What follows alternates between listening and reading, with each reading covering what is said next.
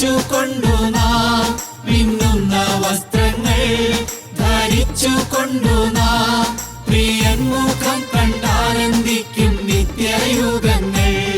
പ്രിയൻ മുഖം കണ്ടാനന്ദിക്കും നിത്യയുഗങ്ങൾ.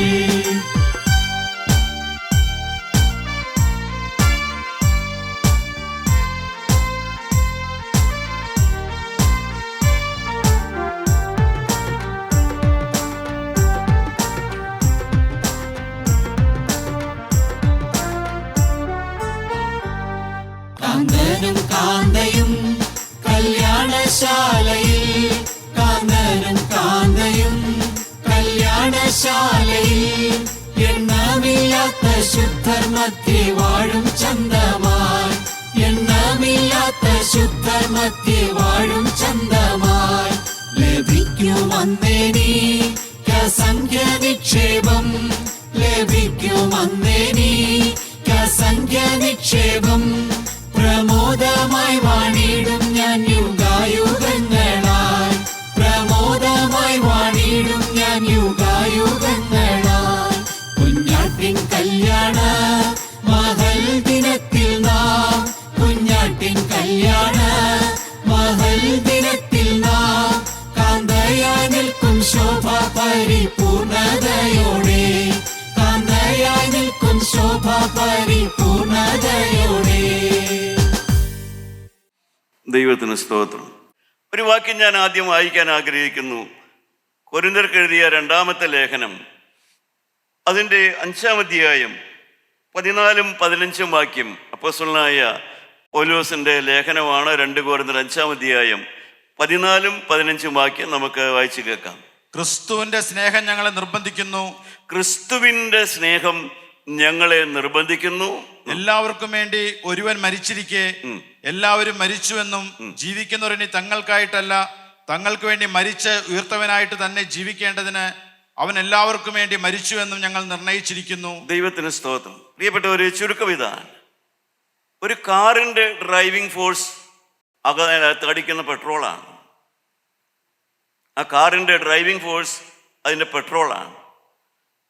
ഒരു ഇലക്ട്രിക് മോട്ടറിൻ്റെ വീട്ടിൽ വെള്ളം അടിക്കുന്ന മോട്ടറിൻ്റെ ഡ്രൈവിംഗ് ഫോഴ്സ് ഇലക്ട്രിസിറ്റിയാണ്. ഇലക്ട്രിസിറ്റി ഉണ്ടെങ്കിലേ വെള്ളം അടിക്കൂ. ഒരു ക്രിസ്ത്യാനിയുടെ ഡ്രൈവിംഗ് ഫോഴ്സ്, അവൻ്റെ ജീവിതത്തിൻ്റെ പിന്നിലുള്ളതായ ശക്തി എന്ന് പറയുന്നത് ആരായിരിക്കണം? എന്തായിരിക്കണം? ഒരു ക്രിസ്ത്യാനിയായി ജീവിക്കുന്നതിൻ്റെ പിന്നിൽ അവനെ നയിക്കുന്നത് ആരായിരിക്കണം? അതിനുള്ളതായ ആഗ്രഹം എവിടെ നിന്ന് വരണം? ഒരു ക്രിസ്ത്യാനിയായി എനിക്ക് ജീവിക്കണം, ക്രിസ്ത്യാനിയായി എനിക്ക് മരിക്കണം. ആ ഒരു ക്രൈസ്തവൻ്റെ ഉള്ളിലെ ഡ്രൈവിംഗ് ഫോഴ്സ് എന്തായിരിക്കണം? അത് കർത്താവായ യേശു ക്രിസ്തുവായിരിക്കണം. അതാണ് അപ്പോസ്തലനായ പൗലോസ് പറയുന്നത്. അവൻ എല്ലാവർക്കും വേണ്ടി മരിച്ചുവെങ്കിൽ ജീവിച്ചിരിക്കുന്നവർ ഇനി താങ്കൾക്കായിട്ടല്ല, തങ്ങൾക്ക് വേണ്ടി മരിച്ചുയർത്തേറ്റവനായിട്ട് ജീവിക്കണം. പ്രിയപ്പെട്ടവരെ, നാം ഓരോരുത്തരും യേശു ക്രിസ്തുവിനായി ജീവിക്കണം.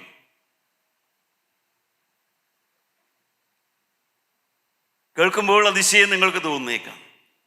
അല്ല, അതിശയിക്കാനൊന്നുമില്ല. അതാണ് ജീവിതത്തെക്കുറിച്ചുള്ളതായ ശരിയായ കാഴ്ചപ്പാട്. യേശു ക്രിസ്തുവിനായി ജീവിക്കുക.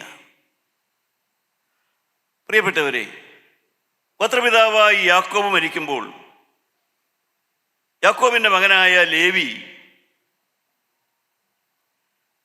ഒരു ക്രൂരനായ മനുഷ്യനായിരുന്നു. അപ്പനെ വേദനിപ്പിക്കുന്ന ഒരു മനുഷ്യനായിരുന്നു. നാം അങ്ങനെയാണ് വേദപുസ്തകത്തിൽ വായിക്കുന്നത്. ഒരു മഹാക്രൂരനായ ഒരു മനുഷ്യൻ. പക്ഷേ ആ അപ്പൻ്റെ കാലം കഴിഞ്ഞു. ആ അപ്പൻ മരിക്കുമ്പോൾ എല്ലാവരോടുമായിട്ട് പറഞ്ഞു, ആ മകൻ്റെ കൂടെ ആരും കൂടരുതെന്ന്, അവൻ പറയുന്നത് ആരും കേൾക്കരുത് എന്ന്.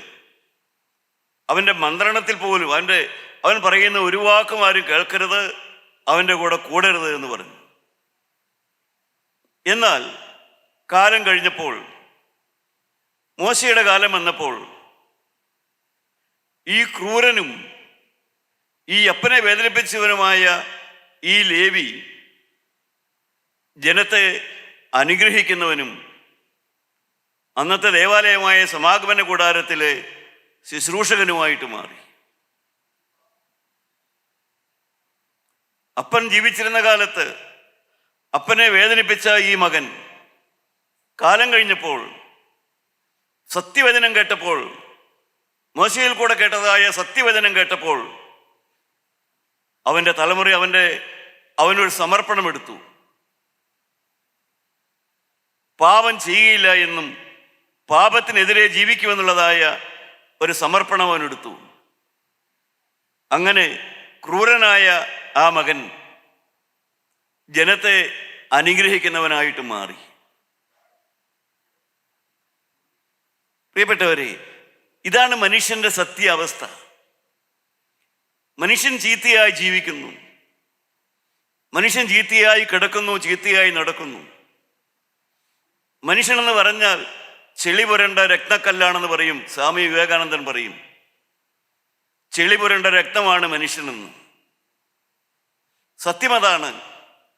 അവൻ്റെ ചെളി കഴുകി കിട്ടിയാൽ, മനുഷ്യൻ്റെ ചെളി കഴുകിക്കളഞ്ഞാൽ ഓരോന്നും രക്തക്കല്ലാണ്, ഓരോന്നും നല്ലവനാണ്. എത്ര കാലം ചീത്തയായി ജീവിച്ചാലും അവൻ്റെ കറ മാറ്റാൻ, കളങ്കം മാറ്റാൻ, ശരിയായൊരു കാഴ്ചപ്പാടിൽ ദിശാബോധത്തിലേക്കും ആ മനുഷ്യനെ കൊണ്ടുവരാൻ സാധിച്ചാൽ അവൻ ഏറ്റവും നല്ലവനാണ്. അതാണ് സത്യം, അതാണ് വേദപുസ്തകവും പഠിപ്പിക്കുന്ന സത്യം. ഒരു മനുഷ്യൻ എത്ര പാപം ചെയ്ത് ജീവിച്ചവനായാലും അവൻ്റെ പാപത്തിൻ്റെ ശിക്ഷ ഏൽക്കേണ്ട ആവശ്യമില്ല. അവൻ്റെ പാപത്തിൻ്റെ ശിക്ഷ ഏൽക്കാതെ ആ ശിക്ഷയിൽ നിന്ന് അവന് രക്ഷപ്പെടാം. അവൻ്റെ പാപത്തിൻ്റെ ശിക്ഷ ഏൽക്കാൻ വേറൊരാളുണ്ട്. ആ ആളെ അവൻ അറിഞ്ഞാൽ മതി. അവൻ്റെ പാപത്തിൻ്റെ ശിക്ഷ ഏൽക്കാൻ വേറൊരാളുണ്ട്. ആ യേശുവിനെ അവൻ അറിഞ്ഞാൽ മതി. അവൻ്റെ പാപത്തിൽ നിന്ന് അവന് നന്നായി വരാം. പ്രിയപ്പെട്ടവരെ, ഈ വലിയ സത്യമാണ്. പക്ഷെ ഇത് മനുഷ്യൻ അംഗീകരിക്കാൻ പ്രയാസമുള്ള കാര്യമാണ്. ഇവിടെ ഇരിക്കുന്ന അനേക സഹോദരിമാർക്ക് അവരുടെ ഭർത്താവിൻ്റെ മദ്യപാനം മാറുമെന്ന് പറഞ്ഞാൽ അവർക്ക് പകല് നിലാവുദിച്ചതുപോലെയാണെന്ന് അവർ പറയും. ഒരു കാലത്ത് നടക്കില്ല സാറേ എന്ന് അവർ പറയുള്ളൂ. ഇവിടെ ഇരിക്കുന്ന അനേക പുരുഷന്മാരും അങ്ങനെ തന്നെയാണ്. അവരുടെ ഭാര്യയിൽ നിന്നൊരു സ്നേഹം ഒരു കാലത്തും കിട്ടില്ല എന്ന് അവർ പറയുകയുള്ളൂ. സത്യം അതാണ്. ഗോത്രപിതാവായ യാക്കോബ് പറഞ്ഞതാണ്, എൻ്റെ മകൻ ക്രൂരനാണ്, അവനോട് ആരും കൂടല്ലേ എന്ന് പറഞ്ഞതാണ്. പക്ഷേ ആ മകനാണ് പിന്നീട് ലേവിയായി, പുരോഹിതനായി അനുഗ്രഹിക്കുന്നവനായത്. കാരണം അവൻ ദൈവത്തെ കണ്ടുമുട്ടാനിട വന്നു. പ്രിയപ്പെട്ടവരെ, എൻ്റെ നിങ്ങളുടെ അവസ്ഥ ഇത് തന്നെയാണ്. ജീവനുള്ള ദൈവത്തെ കണ്ടുമുട്ടുന്നത് വരെ നാം ചീത്തയാണ്, ചീത്തയിൽ ഇഷ്ടപ്പെടുന്നവരാണ്, നാം അധർമ്മത്തിൽ ഇഷ്ടപ്പെടുന്നവരാണ്, മദ്യപാനം ഇഷ്ടപ്പെടുന്നവരാണ്, കൊള്ളരുതായ്മ ഇഷ്ടപ്പെടുന്നവരാണ്, പ്രതികാരം ഇഷ്ടപ്പെടുന്നതാണ്, വൈരാഗ്യത്തോടെ ജീവിക്കാൻ ആഗ്രഹിക്കുന്നവരാണ്. എന്നാൽ കർത്താവായ യേശുവിനെ നാം അറിയുവാനും അടുത്തറിയുവാനും അവൻ ആരാണ് നമുക്ക് മനസ്സിലാക്കുവാനും ഇടവന്നാൽ ഇന്ന് ചീത്തയായ മനുഷ്യൻ നാളെ നല്ലവനാകും, അവൻ വിശുദ്ധനാകുമെന്നുള്ളതാണ് സത്യം. പ്രിയപ്പെട്ടവരെ, വിശുദ്ധനായി ജനിച്ച ഒരു വിശുദ്ധന്മാരുമില്ല. ജീവിതത്തിൽ ഒരു പാപവും ചെയ്യാത്ത ഒരു മനുഷ്യനുമില്ല എന്ന് വേദപുസ്തകം പറയും.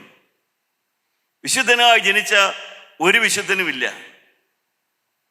എന്നാൽ ജീവനുള്ള ക്രിസ്തുവിനെ അറിഞ്ഞ് വിശുദ്ധനായി തീർന്നതായ മനുഷ്യരുണ്ട്. അവരാണ് വിശുദ്ധന്മാരെന്നറിയപ്പെടുന്നവർ. ആ വിശുദ്ധന്മാരുടെ ആ ശ്രേഷ്ഠമായ പദവിയിലേക്കും ആ ഒരു വിശുദ്ധ ജീവിതത്തിൻ്റെ ആകർഷണവും അതിനുള്ളതായ സമർപ്പണവുമാണ് സുവിശേഷത്തിലൂടെ നമുക്കെല്ലാവർക്കും കർത്താവ് തരാൻ ആഗ്രഹിക്കുന്നത്. ദൈവത്തിന് സ്തോത്രം. ദൈവമക്കളെ, ഞാൻ ചോദിക്കട്ടെ, നിങ്ങൾ ഉണ്ടാക്കി തരുന്നൊരു ഭാവിയാണോ ഇഷ്ടം, അതോ ദൈവം നിങ്ങൾക്ക് വേണ്ടി തരുന്ന ഒരു ഭാവിയാണോ ഇഷ്ടം?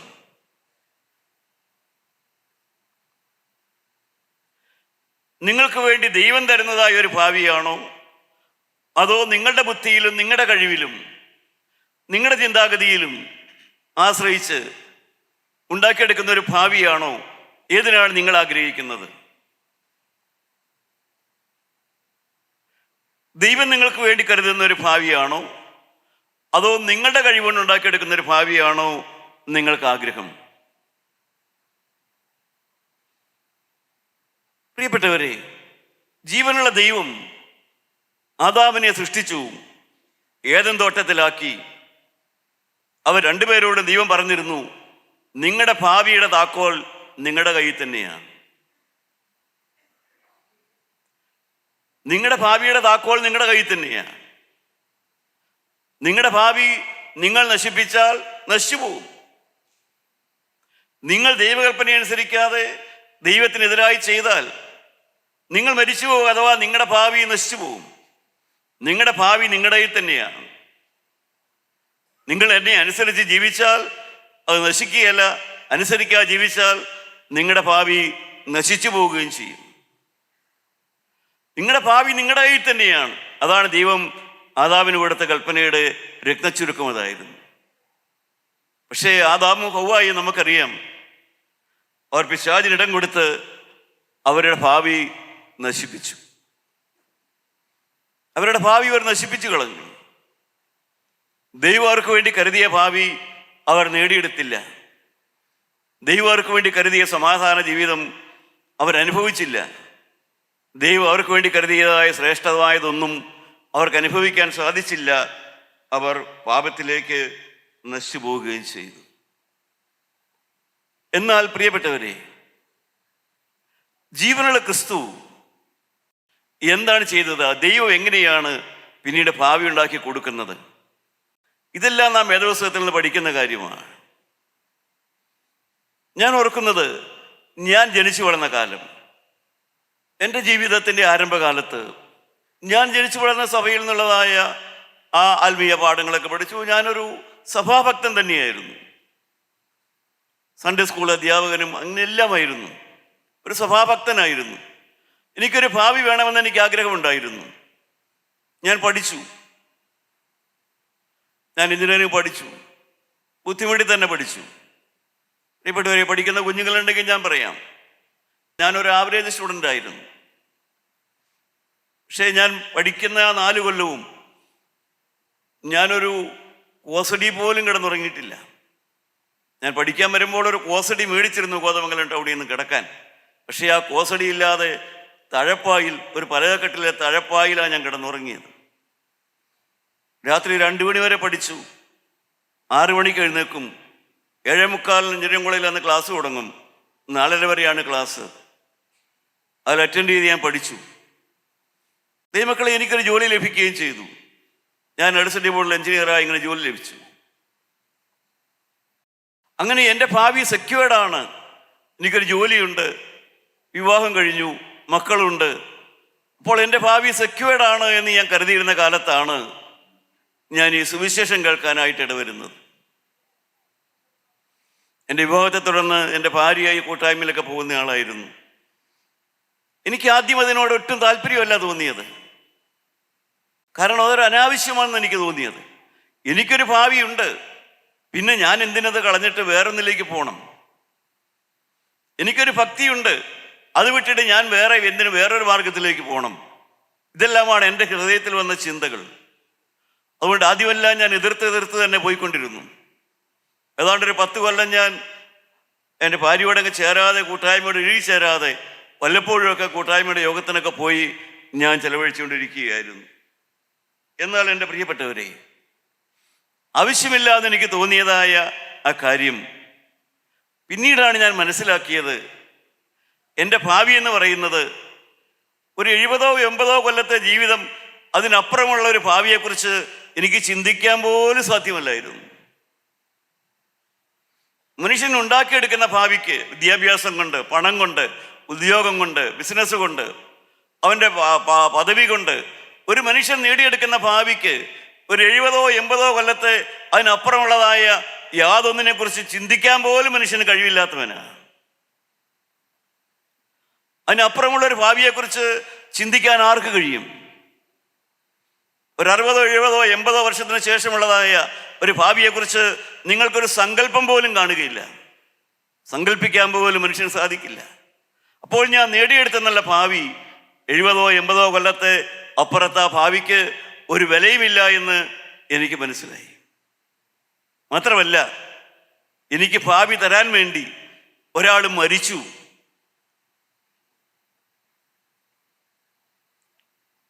എനിക്ക് ഭാവി ഉണ്ടാക്കാൻ വേണ്ടി ഒരാൾ മരിച്ചു. അവൻ മരിച്ചു, ഉയർത്തെഴുന്നേറ്റു. അങ്ങനെയാണ് എനിക്കൊരു ഭാവി ഉണ്ടായത്. ഇതെല്ലാം ഒരു ക്രിസ്ത്യാനിയായി ജനിച്ച് വളർന്ന എനിക്ക് ഒരു പുതിയ ചിന്തകളായിരുന്നു, പുതിയ വാർത്തകളായിരുന്നു. പ്രിയപ്പെട്ടവരെ, നിങ്ങൾ ക്രിസ്ത്യാനികളല്ലേ? നിങ്ങൾക്ക് ഭാവി ഉണ്ടാക്കാൻ വേണ്ടി ഒരാൾ മരിച്ചു എന്ന് നിങ്ങൾ വിശ്വസിക്കുന്നുണ്ടോ?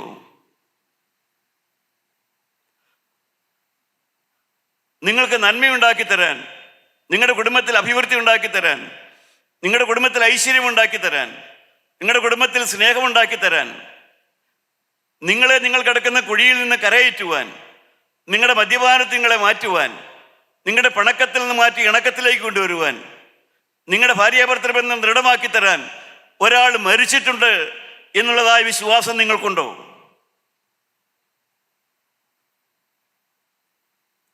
നിങ്ങൾ ദേവാലയങ്ങളിൽ പോയി പരിശുദ്ധ കുർബാന വാഗൊണ്ട് അനുഭവിക്കുന്നു. വാഗൊണ്ട് അനുഭവിക്കുന്ന കുർബാനയ്ക്ക് ഗുണമുണ്ടെന്ന് നിങ്ങൾ വിശ്വസിക്കുന്നു, ഞാനും വിശ്വസിക്കുന്നു. അപ്പോൾ ആ വായിൽ കൂടെ ഇറങ്ങിപ്പോകുന്ന മദ്യത്തിന് ദോഷമുണ്ടെന്ന് വിശ്വസിക്കുന്നുണ്ടോ? വാഗൊണ്ട് അനുഭവിക്കുന്ന കുർബാനയ്ക്ക് ഗുണമുണ്ടെന്ന് വിശ്വസിക്കുന്ന നീ നിന്റെ വായിൽ കൂടെ ഇറങ്ങിപ്പോകുന്ന മദ്യത്തിന് ദോഷമുണ്ടെന്ന് വിശ്വസിക്കുന്നുണ്ടോ? അത് നിന്നെ നശിപ്പിക്കുമെന്ന് വിശ്വസിക്കുന്നുണ്ടോ? വായ കൊണ്ട് അനുഭവിക്കുന്ന കുർബാന നിനക്ക് ഗുണമാകുമെങ്കിൽ നിന്റെ വായ കൊണ്ട് കഴിക്കുന്ന ലഹരിയും മദ്യവും എല്ലാം നിനക്ക് ദോഷം വരുത്തുമെന്ന് വിശ്വസിക്കുന്നുണ്ടോ? പ്രിയപ്പെട്ടവരെ, എനിക്ക് ഭാവി ഉണ്ടാക്കാൻ തരാൻ വേണ്ടി ഒരാൾ മരിച്ചു. ഇതെല്ലാം എനിക്കൊരു പുതിയ അറിവായിരുന്നു. നിങ്ങൾക്ക് ആ വിശ്വാസമുണ്ടോ? ഞാനും എൻ്റെ ഭാര്യയും തമ്മിൽ സ്നേഹത്തിലാകാൻ വേണ്ടി ഒരാൾ മരിച്ചു. എൻ്റെ അപ്പനും ഞാനും തമ്മിലെല്ലാം ഐക്യത്തിലാകാൻ വേണ്ടി ഒരാൾ മരിച്ചു. അവൻ മരിച്ചത് കൊണ്ടാണ് എൻ്റെ കുടുംബത്തിൽ ഐക്യമുണ്ടാകുന്നത്. അവൻ മരിച്ചത് കൊണ്ടാണ് എൻ്റെ ഭാവി ഉണ്ടാകുന്നത്. അപ്പോസ്തലനായ പൗലോസ് പറയും, നീ ആ നല്ല പോർ പോലെ നീ ഓട്ടം തികച്ചു, വിശ്വാസം കാത്തു, നീതിയുടെ കിരീടം എനിക്കായി വെച്ചിരിക്കുന്നു. എനിക്ക് മാത്രമല്ല, അവൻ്റെ പ്രത്യക്ഷതയിൽ പ്രിയം വയ്ക്കുന്ന ഏവർക്കും തന്നെ, എല്ലാവർക്കും ഒരു ഭാവിയുണ്ടെന്ന് പൗലോസ് അപ്പോസ്തലൻ പറയുന്നു. ക്രിസ്തുവിന് വേണ്ടി ജീവിച്ചാൽ, ക്രിസ്തുവിനെ അറിഞ്ഞാൽ, ആ കർത്താവായ യേശുവിനെ ഹൃദയത്തിൽ സ്വീകരിച്ചാൽ, നല്ല പോർ പൊരുതാൻ, പാപത്തോട് പൊരുതിയാൽ, പാപത്തെ എതിർത്താൽ, പാപത്തെ എതിർത്ത് ജീവിച്ചാൽ, മദ്യപാനത്തെ എതിർത്ത് ജീവിച്ചാൽ, അശുദ്ധിയോട് പോരാടി ജീവിച്ചാൽ, വൈരാഗ്യത്തോടും പ്രതികാരത്തോടും ശാഠ്യത്തോടുമെല്ലാം എതിർത്ത് ജീവിച്ചാൽ, നല്ല പോർ പൊരുതി കർത്താവിന് വേണ്ടി ഓടി ജീവിച്ചാൽ, കർത്താവായ യേശുവിൽ വിശ്വസിച്ചാൽ ഒരു ഭാവിയുണ്ടെന്ന് വേദപുസ്തകം ഗ്യാരണ്ടി ചെയ്യുന്നു. ആ ഭാവി 70 കൊല്ലത്തെ ജീവിതം കൊണ്ട് തീർന്നു പോകുന്നതല്ല. ആ ഭാവി മരണത്തിനപ്പുറത്തേക്ക് വരുന്നതാണ്. ആ ഭാവിയാണോ വേണ്ടത്? അതോ സഹോദര, നീ ഉണ്ടാക്കിയതായ 70 കൊല്ലത്തെ ഭാവിയാണോ നിനക്ക് വേണ്ടത്? പ്രിയപ്പെട്ടവരെ, എൻ്റെ മുമ്പിൽ വന്ന ചോദ്യം അതായിരുന്നു. എനിക്ക് ഏത് ഭാവിയാണ് വേണ്ടത്? 70 കൊല്ലം 80 കൊല്ലം നീണ്ടു നിൽക്കുന്ന ഞാൻ ഉണ്ടാക്കിയെടുക്കുന്ന ഒരു ഭാവിയാണോ വേണ്ടത്? അതോ മരണമെന്ന തിരശ്ശീലയ്ക്കപ്പുറത്തേക്ക് എനിക്കുള്ളതായ ഭാവിയാണോ വേണ്ടത്? ഏതാണ് വേണ്ടത്? ഞാൻ നല്ലവണ്ണം കണക്ക് കൂട്ടി. പ്രിയപ്പെട്ടവരെ, എനിക്കെല്ലാം ഒന്ന് പറഞ്ഞുകൂടെ? എങ്കിലും ഞാൻ നല്ലവണ്ണം ചില ദിവസങ്ങൾ കണക്ക് കൂട്ടി. ഇനി ഏത് ഭാവിയാണ് എനിക്ക് വേണ്ടത്? എനിക്ക് വേണ്ടി ഒരാൾ മരിച്ചു, യേശു എനിക്ക് വേണ്ടി മരിച്ചു. അതെല്ലാം എൻ്റെ ഹൃദയത്തെ പുളകം കൊള്ളിക്കുന്ന ചില ചിന്തകളായിരുന്നു, കേൾവിയായിരുന്നു.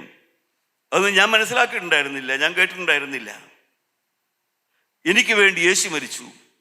എനിക്ക് ഭാവി തരാൻ വേണ്ടി യേശു മരിച്ചു. എൻ്റെ മദ്യപാനം മാറാൻ വേണ്ടി യേശു മരിച്ചു. ഇതെല്ലാം എന്നെ സംബന്ധിച്ചിടത്തോളം പുതിയ വാർത്തകളായിരുന്നു. സഹോദരങ്ങളെ, നിങ്ങളതെല്ലാം മനസ്സിലാക്കിയിട്ട് ഇപ്പോഴും മദ്യപിക്കുന്ന ഒരാളാണോ? നിങ്ങൾക്ക് വേണ്ടി മദ്യപാനം മാറാൻ യേശു മരിച്ചു എന്നറിഞ്ഞിട്ട് എന്നിട്ട് മദ്യപിക്കുന്ന ഒരാളാണോ നിങ്ങൾ? ദൈവമക്കളെ, കാരണം ഞാൻ മദ്യപാനത്തെ ഇത്ര പറയാൻ കാരണം ഞാൻ എറണാകുളത്ത് റോഡറിയിൽ മദ്യപിച്ച് കിടന്നിട്ടുള്ള ഒരു എഞ്ചിനീയറാണ്. അതുകൊണ്ടാണ് ഞാൻ ആ സ്വഭാവത്തെ എടുത്തു പറഞ്ഞത്. പക്ഷേ അവിടെ നിന്ന് തന്നെ എഴുന്നേൽപ്പിച്ചു തന്നൊരു ദൈവമുണ്ട്. എനിക്ക് ഭാവി തന്നൊരു ദൈവമുണ്ട്. ദൈവമക്കളെ, നാം വേദപുസ്തകത്തിൽ വായിക്കുന്നു, എനിക്ക് ഭാവി ഉണ്ടാക്കാൻ വേണ്ടിയാണ് കർത്താവായ യേശു കാൽവരിയിൽ മരിച്ചത്. കർത്താവായ യേശു കാൽവരിയിൽ മരിച്ചത് എനിക്ക് ഭാവി ഉണ്ടാക്കി തരാൻ വേണ്ടിയായിരുന്നു. ആ സത്യമാണ് എന്നെ പിടിച്ചു നിർത്തിയത്. എനിക്ക് ഭാവി തരാൻ വേണ്ടി യേശു തൻ്റെ ഭാവി കളഞ്ഞു. യേശു കാൽവരിയിൽ എനിക്ക് വേണ്ടി മരിച്ചു. നാം വേദപുസ്തകം വായിക്കുമ്പോൾ അറിയാം, പൊന്തിയോസ് പീലാത്തോസ് 3 പേരെ വിസ്തരിച്ചു. 2 പേര് കുറ്റവാളികളാണെന്ന് പീലാത്തോസ് വിസ്താരം കഴിഞ്ഞപ്പോൾ മനസ്സിലായി. ആ 2 പേരെയും കൊന്നുകളയാൻ വേണ്ടി കൊല്ലാൻ വിധിച്ചു, കുരിശിൽ കൊല്ലാൻ വിധിച്ചു. 3-മതൊരാളെ പൊന്തിയോസ് പീലാത്തോസ് വിസ്തരിച്ചു. 3 പ്രാവശ്യം വിസ്തരിച്ചു.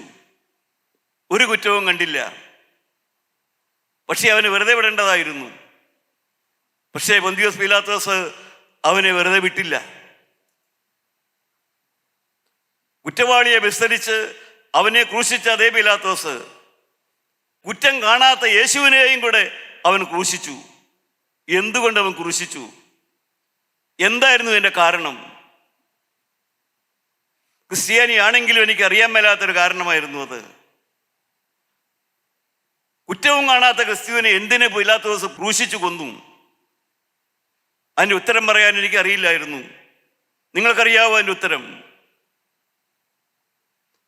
കുറ്റമില്ലാത്ത ക്രിസ്തുവിനെ എന്തുകൊണ്ട് പീലാത്തോസ് കുറ്റവാളിയായി വിസ്തരിച്ചു? എന്തുകൊണ്ട് പീലാത്തോസ് കുറ്റം വിധിച്ചവനെ ക്രൂശിച്ചു? അതിൻ്റെ ഉത്തരം കണ്ടെത്തുമ്പോൾ മാത്രമേ നീ ക്രിസ്ത്യാനിയാവുന്നുള്ളൂ. അതിൻ്റെ വ്യക്തമായ ഉത്തരം നിന്റെ ഹൃദയത്തിൽ വരുമ്പോൾ സഹോദര, നിന്റെ അവസ്ഥ മാറും, നിന്റെ മനസ്സ് മാറും, നിന്റെ മനോഭാവം മാറും. പ്രിയപ്പെട്ടവരെ, ഈ ലോകത്തിൽ നടന്ന എല്ലാ യുദ്ധങ്ങളും അനാവശ്യ യുദ്ധങ്ങളാണ്. ലോകമഹായുദ്ധങ്ങൾ, രാജ്യങ്ങൾ തമ്മിലുള്ള എല്ലാ യുദ്ധങ്ങളും, എല്ലാ വീടുകളിലെ യുദ്ധങ്ങളും, ഭാര്യയും ഭർത്താവും തമ്മിലുള്ള യുദ്ധങ്ങളും, സഹോദരനും സഹോദരനും തമ്മിലുള്ള യുദ്ധങ്ങളും, എല്ലാ യുദ്ധങ്ങളും ആവശ്യമില്ലാത്ത യുദ്ധങ്ങളായിരുന്നു. എന്നാൽ ഒരു യുദ്ധം മാത്രമേ ആവശ്യമുള്ള യുദ്ധം ഉണ്ടായിരുന്നുള്ളൂ. അത് 2000 കൊല്ലം മുമ്പ് കാൽവരിയിൽ യേശുക്രിസ്തു പിശാചിന്റെ തലയെ ചതച്ചതായ ആ ക്രൂശിൽ കിടന്നുള്ള യുദ്ധം മാത്രമേ ആവശ്യമുള്ളൊരു യുദ്ധം ഉണ്ടായിരുന്നുള്ളൂ. എല്ലാ മരണങ്ങളും എല്ലാ കൊലപാതകങ്ങളും ദൈവത്തിനെതിരായിരുന്നു. ഈ ഭൂമിയിൽ നടന്ന എല്ലാ കൊലപാതകങ്ങളും, ഹാബേലിന്റെ കൊലപാതകം മുതൽ എല്ലാ കൊലപാതകവും ദൈവത്തിനെതിരായുള്ള കൊലപാതകങ്ങളായിരുന്നു. എന്നാൽ ഒരാളുടെ കൊലപാതകം മാത്രം ദൈവം അംഗീകരിച്ചതായിരുന്നു. ആ കൊലപാതകമാണ് കാൽവരിയിൽ നടന്നത്. അത് ദൈവം അംഗീകരിച്ച ഒരു കൊലപാതകമായിരുന്നു. എന്താണ് ഇതിന്റെ കാരണം? യെശയ്യാ 53-ാം അധ്യായത്തിന്റെ 10-ാമത്തെ വാക്യം. യെശയ്യാ പ്രവാചകന്റെ പുസ്തകം 53-ാം അധ്യായത്തിന്റെ 10-ാമത്തെ വാക്യം വായിച്ചു നോക്കാം. എന്തുകൊണ്ടാണ് ഒരാളുടെ കൊലപാതകം മാത്രം ദൈവം അംഗീകരിച്ചത്? അത് യേശുവിന്റെ കൊലപാതകമായിരുന്നു. അതിന്റെ കാരണം എന്താണ്? എന്നാൽ അവനെ തകർത്ത് കളവാൻ യഹോവയ്ക്ക് ഇഷ്ടം തോന്നി. അവനെ കൊന്നുകളയുവാൻ യഹോവയ്ക്ക് ഇഷ്ടം തോന്നി. എന്താണ് അതിന്റെ കാരണം? അവനെ കഷ്ടം വരുത്തി. അതിന്റെ കാരണം പറഞ്ഞിട്ടുണ്ട്. 2 ഇഷ്ടങ്ങളുടെ കാര്യം പറഞ്ഞിട്ടുണ്ട്. 2 കാരണം കൊണ്ടാണ് യേശുവിനെ തകർത്ത് കളയാൻ ദൈവത്തിന് ഇഷ്ടമായത്. ഒന്ന് വായിച്ചോ. അവന്റെ പ്രാണൻ ഒരു അകൃത്യയാഗമായി തീർന്നിട്ട് അവൻ സന്തതിയെ കാണുകയും ദീർഘായുസ് പ്രാപിക്കുകയും യഹോവയുടെ ഇഷ്ടം അവന്റെ കൈയാൽ സാധിക്കുകയും ചെയ്യും. ദൈവത്തിന്റെ ഇഷ്ടം സാധിക്കുന്നതിന് വേണ്ടിയാണ് യേശുവിനെ കാൽവരിയിൽ തകർത്ത് കളഞ്ഞത്. അവൻ തന്റെ പ്രയത്നഫലം കണ്ട് തൃപ്തനാകും. നീതിമാനായ എന്റെ ദാസൻ തന്റെ പരിജ്ഞാനം കൊണ്ട് പലരെയും നീതീകരിക്കും. അവരുടെ അകൃത്യങ്ങളെ അവൻ വഹിക്കും. ദൈവത്തിന് സ്തോത്രം. പ്രിയപ്പെട്ടവരെ, ദൈവത്തിന്റെ ഇഷ്ടം അതായിരുന്നു ക്രൂശുമരണത്തിന്റെ പിന്നിൽ. എന്തായിരുന്നു ദൈവത്തിന്റെ ഇഷ്ടം? എല്ലാവരുടെയും പാപം ഒരാൾ വഹിക്കണമായിരുന്നു. എല്ലാവരുടെയും പാപം ഒരാൾ വഹിക്കണമായിരുന്നു. സർപ്പത്തിന്റെ തലയെ ചതയ്ക്കണമായിരുന്നു. ഉൽപ്പത്തി പുസ്തകത്തിൽ നാം വായിക്കുന്ന പോലെ മനുഷ്യന്റെ പാപത്തിന് വേണ്ടി ഒരാൾ മരിക്കണമായിരുന്നു. ആ മരണമാണ് കാൽവരിയിൽ നടന്നത്. അത് ദൈവത്തിൻ്റെ ഇഷ്ടമായിരുന്നു. രണ്ടാമതുള്ള ദൈവത്തിൻ്റെ ഇഷ്ടം എന്തായിരുന്നു? അശുദ്ധനായി എന്നെ സ്വർഗത്തിലിരുത്തണം. എന്നെ സ്വർഗത്തിലിരുത്തണമെങ്കിൽ അത് ദൈവത്തിൻ്റെ ഇഷ്ടമായിരുന്നു. അതിനുവേണ്ടി ദൈവം യേശുവിനെ തകർത്തു കളഞ്ഞു. ഒരു പുരോഹിതൻ ഇങ്ങനെ പ്രസംഗിച്ച് ഞാൻ കേട്ടിട്ടുണ്ട്. എൻ്റെ അമ്മ ഭയങ്കര പുകവലിക്കാരിയായിരുന്നു എന്ന്. അച്ഛൻ്റെ മാതാവ് ഭയങ്കര പുകവലിക്കുന്ന ആളായിരുന്നു എന്ന് അച്ഛൻ പ്രസംഗിച്ചു. ആളുകൾ ചിരിച്ചില്ല. പക്ഷെ എല്ലാവരും ഇങ്ങനെ നോക്കിയാൽ അച്ഛൻ്റെ അമ്മ പുകവലിക്കുന്ന ആളായിരുന്നു എന്ന് പറഞ്ഞപ്പോൾ എന്താന്ന് പറഞ്ഞു. അപ്പോഴാണ് അച്ഛൻ വിശദീകരിച്ച് പറഞ്ഞു, അച്ഛൻ ഹൈറേഞ്ചുകാരനായിരുന്നു. അവിടെ വിറക് കത്തിച്ച തീട് പിടിക്കും. മഴക്കാലത്ത് നനഞ്ഞ വിറകേ ഉള്ളൂ. അതുകൊണ്ട് നനഞ്ഞ വിറക് അടുപ്പിൽ വെച്ച് അമ്മ തീ ഊതിയാ കത്തിക്കണത്. അപ്പോൾ ഊതുന്ന പുകയിൽ പകുതിയിലധികം അമ്മയുടെ അകത്തേക്ക് പോകും. അതുകൊണ്ടാണ് അച്ഛൻ പറഞ്ഞത് അമ്മ നല്ല പുകവലിക്കാരിയായിരുന്നു എന്ന്. പ്രിയപ്പെട്ടവരെ, കാരണം ഭർത്താവിനും മക്കൾക്കും ആഹാരം കൊടുക്കാൻ വേണ്ടി അമ്മ പുകവലിച്ചു. പ്രിയ ദൈവവേദലേ, അത് തന്നെയാണ് ക്രൂശിലെ രഹസ്യം. എനിക്ക് ഭാവി ഉണ്ടാക്കി തരാൻ വേണ്ടി യേശു തൻ്റെ ഭാവി കാൽവരിയിൽ തകർത്തു കളഞ്ഞു. ദൈവമക്കളെ, ഇതാണ് നാം അറിയേണ്ടതായ സത്യം. എനിക്ക് വേണ്ടി കാൽവരിയിൽ മരിച്ചതായ യേശുവിനെ സ്നേഹിക്കാൻ കഴിയുന്നതാണ് എൻ്റെ ആത്മീയം എന്ന് പറയുന്നത്. ആ സ്നേഹത്തിൻ്റെ മുമ്പിൽ എൻ്റെ പാപവും എൻ്റെ അധർമ്മവും എൻ്റെ അശുദ്ധിയും എൻ്റെ കുന്നായ്മയും താഴെ വയ്ക്കാൻ കഴിയുന്നതാണ് എൻ്റെ ആത്മീയ നിലവാരം എന്ന് പറയുന്നത്. എനിക്ക് വേണ്ടി മരിച്ച യേശു, അവന് വേണ്ടി ജീവിക്കുന്നതാണ് എൻ്റെ ജീവിതത്തിൻ്റെ സന്തോഷം എന്ന് പറയുന്നത്. പരിശുദ്ധ സഭ പഠിപ്പിച്ചു, സ്ലീബയാലവകാശധനം മുദ്രിതമാക്കി പീഡകള അടിമ വിടർത്തി സ്വർഗത്തിൽ പന്തിലെന്നെ നീയേറ്റി. പ്രിയപ്പെട്ടവരെ, എൻ്റെ അടിമത്തം മാറ്റാൻ, എൻ്റെ അടിമ മാറ്റാൻ, എൻ്റെ പാപത്തിൻ്റെ അടിമ മാറ്റാൻ കർത്താവായ യേശു ക്രിസ്തു അവൻ എന്ത് ചെയ്തു? സ്ലീബായാൽ അവകാശധനം മുദ്രിതമാക്കി. അവൻ്റെ 5 മുറിവുകളാൽ രക്തസമ്പന്നനായിരുന്നു. ക്രിസ്തുവിൻ്റെ സമ്പന്നത എന്ന് പറയുന്നത്, ക്രിസ്തു അവകാശത്തിൽ സമ്പന്നനായിരുന്നു. അവൻ്റെ രക്തമാണ് അവൻ്റെ സമ്പത്ത് എന്ന് പറയുന്നത്. യേശുക്രിസ്തുവിൻ്റെ സമ്പന്നത, യേശുക്രിസ്തുവിൻ്റെ സമ്പത്ത് എന്ന് പറയുന്നത് എന്നെ വില കൊടുത്ത് മേടിക്കാനുള്ളതായ രക്തമാണ് അവൻ്റെ സമ്പത്ത്. പ്രിയപ്പെട്ടവരെ, എൻ്റെ യേശു, അവൻ്റെ രക്തമാണ് സമ്പത്ത്. ആ രക്തം കൊടുത്ത് അവൻ എന്നെ മേടിച്ചു. അവൻ എന്നെ മേടിച്ചു. എൻ്റെ അടിമത്തം അവൻ മാറ്റി. എൻ്റെ മദ്യപാനം അവൻ മാറ്റി. സഹോദര, നിന്റെ മദ്യപാനവും മാറും. നിനക്കവൻ ഭാവി ഉണ്ടാക്കി തരും.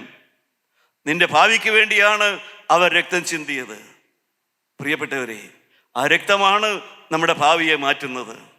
ആ രക്തമാണ് നമ്മളെ കഴുകുന്നത്. നാം പിന്നെയും പിതാക്കന്മാരുടെ പാട്ടുകൾ പാടാറുണ്ടല്ലോ പ്രിയപ്പെട്ടവരെ. കഴുകേടണമേ കറകളയെല്ലാം തിരുസോപ്പായ. എങ്ങനെ പാപിയുടെ പാപം കഴുകും? പാപിയുടെ പാപം എങ്ങനെ കഴുകും? ഒരു മദ്യപാനിയുടെ പാപം ആര് കഴുകും? ഒരു മ്ലേച്ഛതയുള്ളവന്റെ പാപം ആര് കഴുകും? പ്രിയപ്പെട്ടവരെ, ഒരുവൻ ചെയ്തു പോയ പാപം ആര് കഴുകും?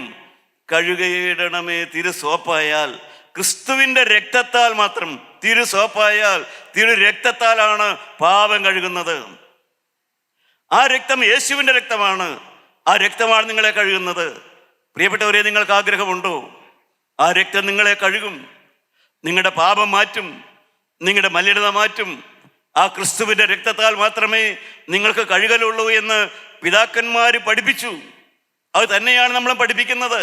അത് തന്നെയാണ് പഠിക്കേണ്ടത്. വേറെ ഒരു സത്യവും പഠിക്കേണ്ടതില്ല. പിതാക്കന്മാർ പഠിപ്പിച്ച സത്യം മാത്രമല്ലാതെ അതിലുപരിയായ ഒരു സത്യവും പഠിപ്പിക്കേണ്ടതില്ല. പ്രിയപ്പെട്ടവരെ, മനുഷ്യൻ വില കുറഞ്ഞവനായി പോകുന്നു. വില കുറഞ്ഞ മനുഷ്യൻ്റെ സ്വഭാവങ്ങൾ നമുക്ക് വായിക്കാം. സദൃശ്യവാക്യം വായിച്ചു നോക്കാം. അതിൻ്റെ 6-ാം അധ്യായത്തിൻ്റെ 12-ാമത്തെ വാക്യം നോക്കാം. അത് വായിക്കുമ്പോൾ നിങ്ങളൊന്ന് ഓർത്ത് നോക്കുക. വില കുറഞ്ഞ മനുഷ്യൻ്റെ സ്വഭാവങ്ങൾ നമുക്കൊന്ന് മനസ്സിലാക്കാം. അത് വെച്ചിട്ട് നിങ്ങൾക്ക് വിലയുള്ളവനാണോ എന്ന് നിങ്ങൾക്ക് നിങ്ങളെ തന്നെ പരിശോധിക്കാം. 6-ാം അധ്യായം 12-ാമത്തെ വാക്യം. നിസ്സാരനും ദുഷ്കർമ്മിയുമായവൻ വായുടെ വക്രതയോടെ നടക്കുന്നു. വായുടെ വാ കൊണ്ട് നുണ പറഞ്ഞു നടക്കുന്നു, വക്രത കൊണ്ട് നടക്കുന്നു. അവൻ കണ്ണിമയ്ക്കുന്നു, കാൽ കൊണ്ട് പരണ്ടുന്നു. അവൻ കണ്ണുകൊണ്ട് ആംഗ്യം കാണിക്കുന്നു, കാൽ കൊണ്ട് പലതും പടം വരച്ചു കിടക്കുന്നു. വിരൽ കൊണ്ട് ആംഗ്യം കാണിക്കുന്നു. അവന്റെ ഹൃദയത്തിൽ വക്രതയും ദോഷമുള്ളതായ ഹൃദയത്തോടെ മനുഷ്യൻ നടക്കുന്നു. പ്രിയപ്പെട്ടവരെ, വില കുറഞ്ഞ മനുഷ്യനായി മനുഷ്യൻ മാറിപ്പോവുകയാണ്. കണ്ണിന് നിയന്ത്രണമില്ല. ഇയ്യോ പറഞ്ഞു, ഞാൻ എൻ്റെ കന്യകയെ നോക്കുന്നത് എങ്ങനെ? ഞാൻ എൻ്റെ കണ്ണുകൊണ്ട് ഉടമ്പടിയുള്ളവനാണ്, എനിക്ക് അശുദ്ധി നോക്കാൻ പറ്റുകയില്ല. ഇയ്യോ പറഞ്ഞു. പ്രിയപ്പെട്ടവരെ, നിങ്ങൾക്കങ്ങനെ ഉടമ്പടിയുണ്ടോ? ഒരു അശുദ്ധമായത് കണ്ടുകൊണ്ടിരിക്കുകയില്ല എന്ന് ഉടമ്പടിയുണ്ടോ? മ്ലേച്ഛത കണ്ട് രസിക്കുകയില്ല എന്ന് ഉടമ്പടിയുണ്ടോ? അവസരം കിട്ടിയാലും കണ്ട് രസിക്കുകയില്ല ഉടമ്പടിയുണ്ടോ? ഉടമ്പടി ഉള്ളവരാണ് ദൈവമക്കൾ, അവരാണ് ദൈവരാജ്യത്തിന് വേണ്ടി ഒരുങ്ങുന്ന മക്കൾ. പ്രിയപ്പെട്ടവരെ, ആ ഉടമ്പടി എന്നെ കൊണ്ട് എടുപ്പിക്കാൻ വേണ്ടിയാണ് യേശു എന്നെ സ്നേഹിച്ച് എനിക്ക് വേണ്ടി കാൽവരിയിൽ മരിച്ചത്. ഒരു പാട്ടും കൂടെ പിതാക്കന്മാർ പാടി. നാഥൻ മൃതരുടയിലുറപ്പിച്ചാദത്തെ ഖേദിക്കേണ്ട നിൻ പാപത്തെയോ തിരിയും നീ കുറ്റം ചെയ്തതിനല്ലോ ഞാൻ കൊണ്ടടികൾ. ഏതൻ കനി നീ തിന്നതിനാൽ കൈപ്പും കുടിച്ചേ ഞാൻ. മതി പ്രിയപ്പെട്ടവരെ, നമ്മുടെ പിതാക്കന്മാർ പാടി.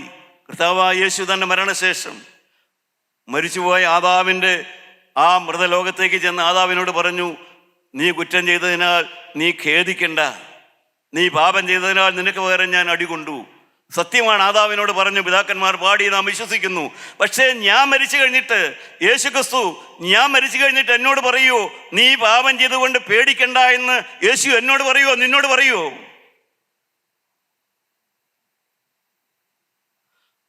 ആദാം പാപം ചെയ്യുന്ന കാലത്ത് യേശുക്രിസ്തു ലോകത്തിൽ വന്നിട്ടില്ല. യേശുക്രിസ്തു എൻ്റെ പാപത്തിന് വേണ്ടി മരിച്ചിട്ടില്ല. എന്നാൽ ഇന്ന് യേശുക്രിസ്തു എനിക്കും നിനക്കും വേണ്ടി മരിച്ചു ഉയർത്തെഴുന്നേറ്റ് കഴിഞ്ഞു. ആ യേശുവിനെ ജീവനുള്ള കാലത്ത് സ്വീകരിക്കാത്ത നീ മരിച്ചു കഴിയുമ്പോൾ നിന്റെ കല്ലറയ്ക്കൽ വന്ന് ആരെങ്കിലും പാടിയാൽ നിന്റെ ആത്മാവിന് ഗുണം കിട്ടുമോ സഹോദര? മരിച്ചു കഴിഞ്ഞ് നിന്റെ കല്ലറയ്ക്കൽ പാടുമ്പോഴല്ല നിനക്ക് ഗുണം കിട്ടുന്നത്. നീ ജീവനുള്ള കാലത്ത് നീ കർത്താവായ യേശു എനിക്ക് വേണ്ടി മരിച്ചു എന്ന് വിശ്വസിച്ചുകൊണ്ട് നീ ഇന്ന് രാത്രി അവനെ സ്വീകരിക്കണം. നീ ഇന്ന് രാത്രി അവനായി നിന്റെ ഭാവി വിട്ടു കൊടുക്കണം. ആദാമിന്റെ ലോകത്തിൽ അന്ന് യേശു പാടിയെന്ന പിതാക്കന്മാർ പാടിയ ശരിയാണ്. പക്ഷേ അന്ന് യേശു വന്നിട്ടില്ല. ഇപ്പോൾ യേശു വരികയും എൻ്റെയും നിന്റെയും പാപത്തിന് വേണ്ടി കാൽവരിയിൽ മരിക്കുകയും ചെയ്തു. ആ മരിച്ചു ഉയർത്തെഴുന്നേറ്റവനായ യേശുവിനെ ഇപ്പോൾ ഹൃദയത്തിൽ സ്വീകരിക്കാൻ നീ തയ്യാറാണെങ്കിൽ നീ മരിച്ചു കഴിഞ്ഞാലും പേടിക്കണ്ട. കാരണം നിന്റെ പാപത്തിന് നീ പരിഹാരം വരുത്തിയിട്ടാണ് പോകുന്നത്. നിന്റെ മരണത്തിന് മുമ്പ് പാപത്തിന് പരിഹാരം വരുത്തുക. ലംഘനം മറച്ചു വയ്ക്കുന്നവന് ശുഭം വരികയില്ല, ഏറ്റുപറഞ്ഞ് ഉപേക്ഷിക്കുന്നവനോ കരുണ ലഭിക്കും. പ്രിയപ്പെട്ടവരെ, ഇപ്പോൾ നിങ്ങൾ എന്ത് പറയുന്നു? പ്രിയപ്പെട്ടവരെ, നിങ്ങൾക്ക് ഏറ്റുപറയാൻ മനസ്സാണോ? നിങ്ങൾക്ക് തലവണക്കാൻ മനസ്സാണോ? ക്രിസ്തു എനിക്ക് വേണ്ടി മരിച്ചു, അവൻ എനിക്ക് വേണ്ടി തന്ന ഭാവി, യേശു എനിക്ക് മരണത്താൽ ഉണ്ടാക്കി തന്ന ഭാവി, ആ ഭാവി ഞാൻ സ്വീകരിക്കുന്നു. ആ ഭാവിയായി ഞാൻ സ്വീകരിക്കുന്നു. എനിക്ക് വേണ്ടി യേശു മരിച്ചു എന്ന് ഞാൻ വിശ്വസിക്കുന്നു. എൻ്റെ പാപത്തിന് പരിഹാരം യേശു വരുത്തി കഴിഞ്ഞു ഞാൻ വിശ്വസിക്കുന്നു. ഞാൻ ഇനി പാപത്തിലേക്കില്ല എന്ന് ഞാൻ തീരുമാനിക്കുന്നു. ആർക്കെല്ലാം ആ തീരുമാനമുണ്ട് സഹോദര? ആ ഭാവിയാണ് മരണത്തിനപ്പുറത്തേക്ക് കിടക്കുന്ന ഭാവി. നീ ഉണ്ടാക്കിയെടുക്കുന്ന ഭാവി നിന്റെ ആയുസ് കൊണ്ട് തീർന്നു പോകും. എന്നാൽ യേശു നിനക്ക് തരുന്ന ഭാവി നിന്റെ മരണത്തിന് ശേഷവും അപ്പുറത്തേക്ക് കടന്നു വരും. പ്രിയപ്പെട്ടവരെ, ആർക്കെല്ലാം ആഗ്രഹമുണ്ട് യേശു തരുന്ന ഭാവിയാണ് എനിക്ക് വേണ്ടത്, എനിക്ക് വേണ്ടി മരിച്ച യേശുവിനെ ഇപ്പോൾ ഞാൻ സ്വീകരിക്കുന്നു. തീരുമാനമുണ്ടെങ്കിൽ നിങ്ങൾ കരങ്ങളൊന്ന് ഉയർത്തിയാൽ പ്രിയപ്പെട്ടവരെ, ആ ദൈവം നിങ്ങൾക്ക് തന്ന ഭാവിയാണ്. മരണം കഴിഞ്ഞല്ല, മരണത്തിന് മുമ്പാണ് പാപത്തിന് പരിഹാരം വരുത്തേണ്ടത്. മരണം കഴിഞ്ഞല്ല, മരണം കഴിഞ്ഞ് നീ ഖേദിക്കണ്ട എന്ന് നിന്നോട് ആര് പറഞ്ഞാലും കാര്യമില്ല. മരിക്കുന്നതിന് മുമ്പ് നിന്റെ പാപത്തിന് പരിഹാരം വരുത്തിയ ശേഷം മാത്രമേ നീ ലോകം വിട്ട് പോകാൻ പാടുള്ളൂ. അതിന് പരിഹാരം യേശുവാണ്, യേശുവിന്റെ രക്തമാണ്. ആ രക്തം നിന്നെ വില കൊടുത്ത് മേടിക്കാൻ വേണ്ടി രക്തമാണ് വ്യാപരിക്കുന്നത്. ആ രക്തത്തിന്റെ ശക്തിയാണ് നിന്നോട് വാദിക്കുന്നത്. ആ രക്തം നിനക്ക് ഗുണപരമായി നിന്നെ സഹായിക്കട്ടെ, നിന്നെ അനുഗ്രഹിക്കട്ടെ. നിന്റെ ഭാവി യേശുവിന്റെ രക്തത്തിലാണ് സഹോദര. ആ രക്തമാണ് നിനക്ക് നന്മ വരുത്തുന്നത്. ആ രക്തത്തിൽ നീ വിശ്വസിക്കുക, ആ രക്തത്തിന്റെ ഉടയവനെ നീ സ്നേഹിക്കുക. ജീവനുള്ള ദൈവത്തെ സ്നേഹിക്കുന്നവരെ, നിങ്ങൾ ദോഷത്തെ വെറുക്കുവീൻ. കരങ്ങളെ താഴ്ത്തിയിടാം. യേശുവിനെ സ്നേഹിച്ചാൽ പ്രിയപ്പെട്ടവരെ, നിങ്ങൾക്ക് പാപത്തോട് വെറുപ്പ് വരും. ദൈവം നിങ്ങളെ അനുഗ്രഹിക്കട്ടെ. ദൈവനാമം മഹത്വപ്പെടുമാറാകട്ടെ.